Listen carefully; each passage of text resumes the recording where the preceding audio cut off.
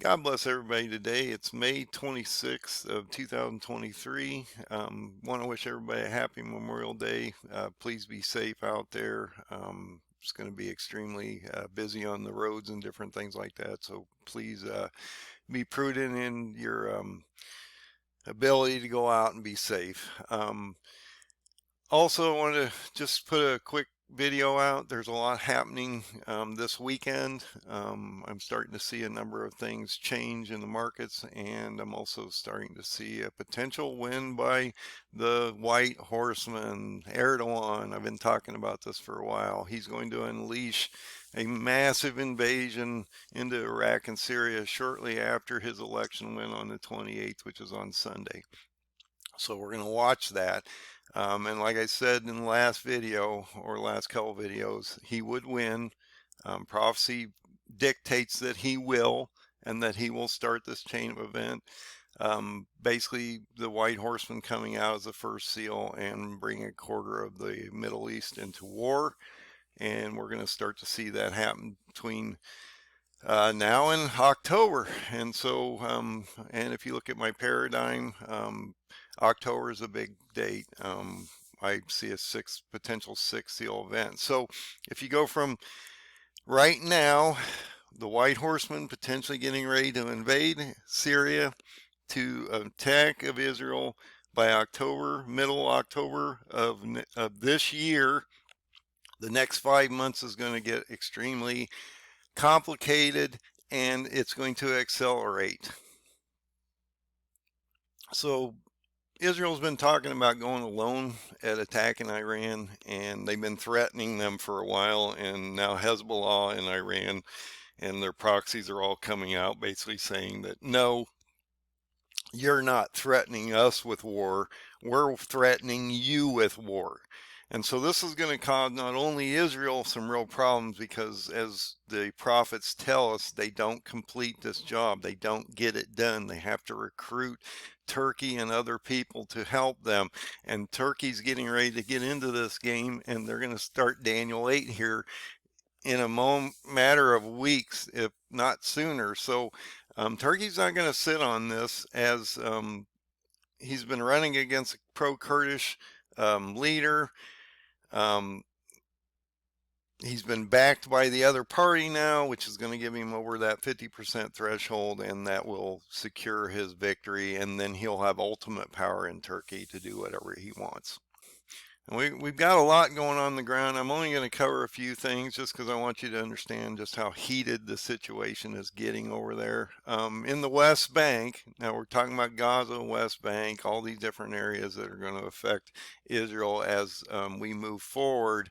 And Hezbollah, Hamas, all these groups are going to be attacking Golan Heights. All these areas are being affected.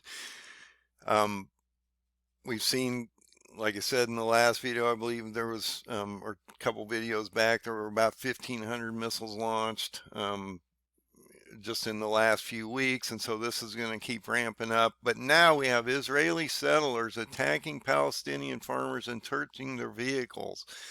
Okay, so this is amplifying on multiple levels, and they're not going to get control of this. This is going to get out of hand fairly quickly as this breaks down, and God says that he's going to remove the fortunes of Israel. And I've talked about how Joel 1 is starting to affect them as we move into the spring. I've got this on my paradigm. I've had it on my paradigm for a while, that by the spring of this year, we would start to see the Jewish fortunes fail. And by October, they're going to be in a terrible place because they're going to be under attack.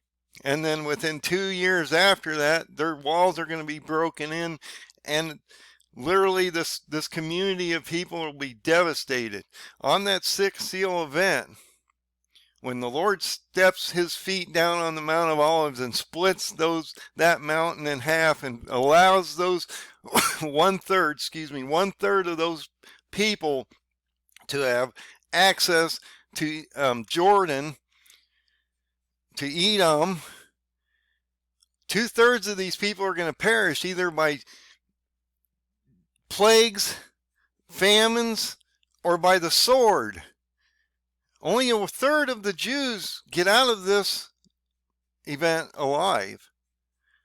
And I've been warning about this for some time, that the Jews can't seem to understand that they have to come back to Jesus. The only ones that are going to be saved are the ones that are a true believer in the Lord Jesus. Okay, so they're going to be removed from this situation for the 300 or 3.5 years, the 1260 days, the 42 months that are told to us that they would be in sanctuary, hidden, until we get to the Lord's return, which is the rapture, which I keep telling you, I believe, based on my calculations, my analysis, everything I've shown to you, that would happen in the Feast of Trumpets, October 2nd or 3rd. I know we don't know the specific time or date. I get that. But we do know that they will fulfill the fall feast. And so we need to be looking at that fall feast being fulfilled prior to the end of the strong generation, which would happen on May 14th of 2028. So this is why I bring you to that date. And this is why I keep telling you, if you look at your calendar and you get to October 2nd or 3rd, today, you're at 1,591 days, depending on how you want to look at it, based on the charting and which day you radiated out to, the 2nd or 3rd of October.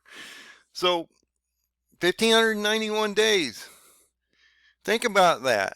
Your time is really starting to evaporate, and this is accelerating greatly out here. So this is a grudge between Erdogan and the Kurds.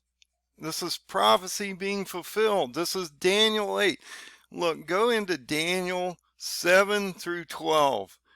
And look how many times Darius the Mede is mentioned.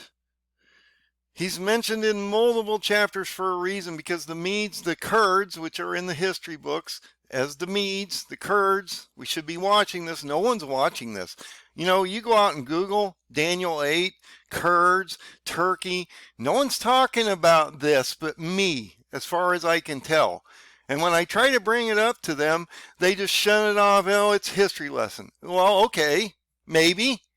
But if you look at chapter 7 of Daniel, he talks about this formation of these areas that are going to be part of the beast kingdom and how this footprint matters to you. And I've broken this down, I don't know how many different ways, on charts so you can see the history.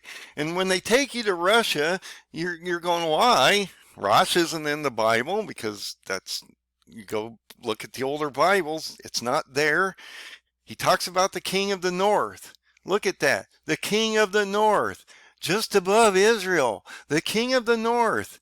And then you've got this barrier up here, the Caucasus Mountains. Russia can't even get down in here. And if you look at the history of the Jews and that statue that Daniel talked about, so he could show us that it has to do with just the Jews and the history of the Jews, there is no communist rule over the Jews at any time. And look at this.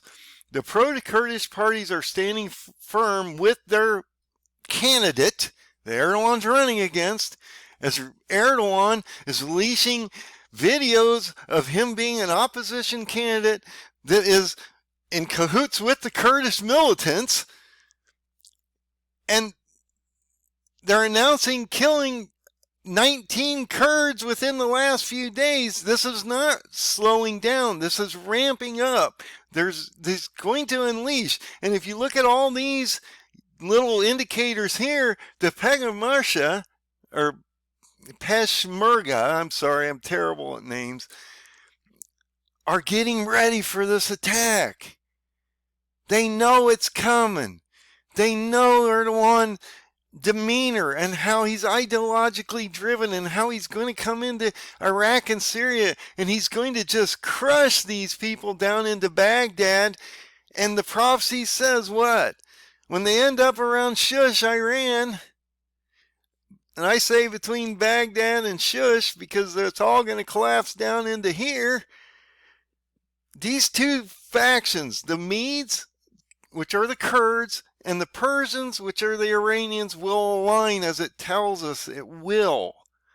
It's not me saying this. It says it in the Bible. I've been telling you, I'm not making this stuff up. Go read it. Make sense of what Daniel 8 is talking about and realize that you're having a scenario infect you immediately in front of you right this moment. And no one's paying attention to this. But when he unleashes this whole area, even part of Africa, Turkey, all this area is going to be placed into war. And if you go into the biblical map and you look at the quarter of the planet that he's going to bring into war, a quarter of the planet is what he said. The white horseman will be unleashed and bring a quarter of the world into war. It will affect 2 billion people. Will all 2 billion people die? No. But it will affect you all. 2 billion of you will be affected. And that makes sense, because if you take 2 times 4, there's 8 billion people in the world. Wow, it's not really hard math to figure some of this out. You have to think out of the box, and you have to realize that he's given you all these answers if you just want to look in the right places. Okay? But Turkey's getting ready to unleash these people, these fighters of the Kurds, are preparing for war. They know it's coming. As Erdogan's sitting there telling them that he's going to come get them, he's doing observation and reconnaissance, and he's still bombing the zones. But he's not going to do anything until after this election. And that, like I said in that first article, those earthquakes were built by God to slow him down, because there's a process that's going to happen here. Now, as we move in, we're going to switch topics here. We're going to go to the markets real quick. As we move into the weekend, and they potentially may or may not get a debt ceiling deal done. It doesn't matter whether they do or not. They're just going to keep moving the goalpost up and forcing us to eat more and more debt, and they can't control their spending and different things like that. You'll notice that the 2-year Treasury is spiking again. I've talked about how Jay has to fight this, and how he's going to have to determine whether he's going to raise rates again in June, July, and as we move forward. And I told you in the last video, they're talking about at least two additional raises. Well, they're at 5 to 5.25 on the rate right now. The 2-year bond is moving up rapidly. Within the last few days, it's gone up 40, 60 basis points. It's a massive increase right now. This inversion is getting extreme. So if you go to the inversion on the next chart, you'll see that we are at a 0.67 inversion. What happened last time when we went to a 100-point inversion? We lost banks, okay? And you're saying, well, but if you look at the chart, this has happened before. Okay, yes, it has. And when it does crash, and it will, this will end up back probably at a 100-point inversion. You'll start losing more banks. And we talked about how potentially 700 banks are in potential risk at this very moment. So we need to watch this inversion as these banks collapse. And the reason this is a problem is, okay, think about how this works. So if you look at how this works, and I've tried to explain this, bonds are different because you have to think about it backwards. When they go up, they're actually negative inversion, so you need to understand that. When the banks borrow, they borrow at a 2-year rate, and they loan at a long-term rate, okay, of 10, 7, 15, or 30, whatever system that they built you into. But when they're borrowing at 4.5 to 5%, and you move to the 10-year bond, they're loaning you money at 3.8% for a long duration. Okay, so they're underwater. And then when the bonds collapsed, they went underwater even more, because the bonds they originally purchased were at a higher rate. And so they can't. When the rates fell just recently, and they're moving back up again, all those bonds went underwater. All the properties, all the institutional properties, the commercial properties, all that stuff went underwater because the rates went to a point where they were devaluating these properties and locations and things. And so when they're borrowing at a 2-year rate at 4.5 to 5%, but they're loaning to you at a 3.8, they can't make any money. And so this is why they're tightening all these rates up, and so they're not loaning out here. They can't justify losing money like this. And so there's a reason that you watch the 2-year bond. But I've talked about this 2-year bond and how Jay has to follow this 2-year bond. Okay? And that's why the markets indicated at one time that he should be cutting, because when that inversion fell out from this 100 point to the 42 point where it ended up in here, then Jay's at 5. Okay, so why is he raising? Well, he's not gaining either of his mandates. He can't get unemployment to spike, and he's not getting hold of inflation. So the question is, and has been for a while, is Jay going to raise again in June? On June 14th, I believe, is the date that he actually has to raise. There's like some meetings prior to that, but I believe the date is actually the 14th. I might have mentioned the 12th or 13th. There's a gap between the meetings and the time he does his thing, and then he has his little speech and tells us how he's got this under control. This is going to keep gapping out. So by the June 12th, where is this 2-year bond going to hold at? And is that going to force Jay, as this thing starts to deviate down even more and goes negative, and you start to see this gap widen out to 100 basis points again, I believe. And we may not get a debt ceiling thing. So we got a long weekend coming up. The markets may not get closure on the debt ceiling.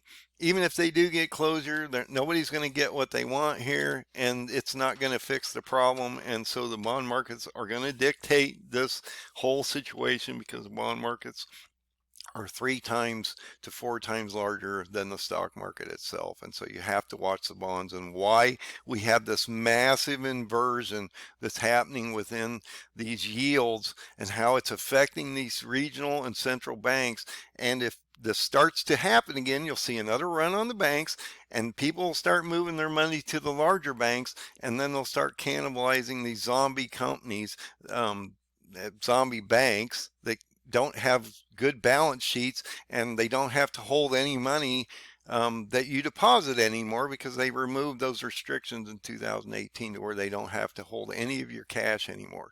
And so they just give their money, but that's the problem. They give all their money away, and then they got themselves in trouble because they borrowed at 5.5%, 5% or higher, and then the bond market fell out, and they immediately lost 20% of the valuation. Think about it. Went from 5 to 4. So 20% of the valuation of those bonds immediately fell out on them, and that's why the banks can't. That's why they're moving to these programs to borrow money to shore themselves up in the hope that they don't collapse. Anyway, I wanted to give you this information. I wanted to talk to you about a number of these things. Watch this inversion. This inversion between the 10 and the 2 is massive, and people don't quite understand just how important this really is. But when you move this up this quickly within a few days, I mean, on the 15th here, we were at 4. We're at 4.5% now. So you've gone up 150 basis points within less than a month here.